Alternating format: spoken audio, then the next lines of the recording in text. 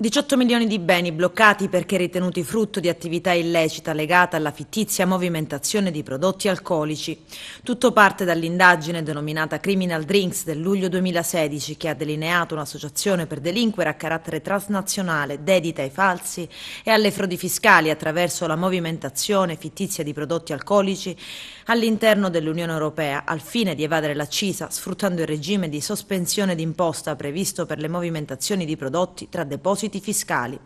Un meccanismo in cui diversi sottogruppi creavano e poi gestivano fittizi depositi fiscali di prodotti alcolici. Così simulavano la movimentazione di ingenti quantitativi di alcolici, merce che però non sarebbe mai arrivata a destinazione. La strategia criminale ha consentito a più persone dell'organizzazione criminale di beneficiare economicamente e finanziariamente dell'apparente trasferimento di merci in Italia. Partendo da un primo deposito a Favara nel settembre 2014, le indagini hanno svelato l'esistenza di almeno altri 8 depositi fiscali fittizi in tutta Italia.